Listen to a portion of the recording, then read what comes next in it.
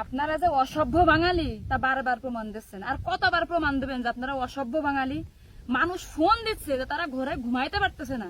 আমরা কি স্বাধীনতা চাইছিলাম আপনাদের কাছে? আপনারা কি শুরু করছেন? আপনারা কি মনে করছেন যে এই অসভ্য বানা করে দেশ আপনারা দখল করে নেবেন? আপনারা গতকালকে যশোর একটা 3 স্টার হোটেলে আগুন ধরাই দিয়েছেন, দিয়ে প্রায় 70-80 জন মানুষ মেরে ফেলাইছেন। আমার মনে হয় না যশোরে কোঠা আন্দোলনের জন্য এত মানুষ মারা গেছে। কি শুরু করছেন ভাই? এর ঘরে আগুন দিচ্ছেন, ওর ঘরে আগুন দিচ্ছেন, এগুলো কি? আমরা কি এই জন্য স্বাধীনতা অর্জন করেছি নতুন করে? আমরা এগুলো আশা করিনি। আপনারা যদি মনে করেন আপনারা এগুলো করে আপনারা দেশ দখল করেন, এটা ভুল ধারণা।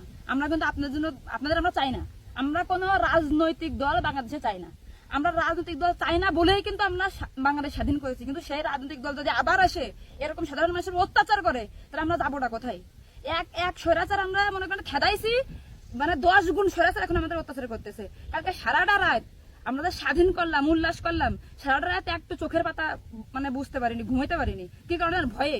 মানে এমন একটা অবস্থা, গতকালকে আমার নিজের সামনে যে ঘটনা ঘটিছে, মানে আমি চুপ ছিলাম, কিছু বলতে পারিনি। এমন একটা অবস্থা, আমার নিজেকে মনে হয় দাঁড়াতে কোপ দেবে। কি শুরু করছেন আপনারা এগুলো? আপনাদের জন্য আমরা দেশ স্বাধীন করছি। আপনারা কি দেশ কি মনে করছেন যে দেশ আপনারা দখল করে ফেলাই দেবেন? এইগুলো ভাবার চিন্তা বাদ দেন ভাই। আমরা আমাদের বাংলাদেশে কোনো রাজনৈতিক দল চাই না।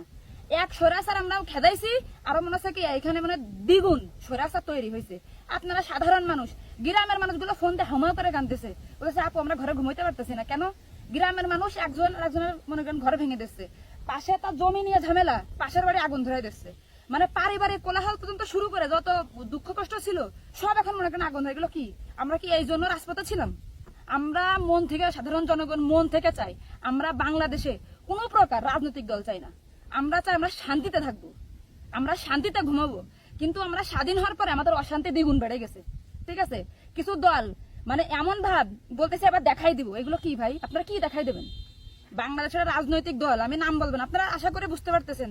তারা বলতেছে আমি কোনো রাজনৈতিক ব্যক্তিত্ব না, আমি কোনো দলকে সাপোর্ট করি না, কিন্তু তারা বলতেছে এখন আমরা বাংলাদেশে দেখাই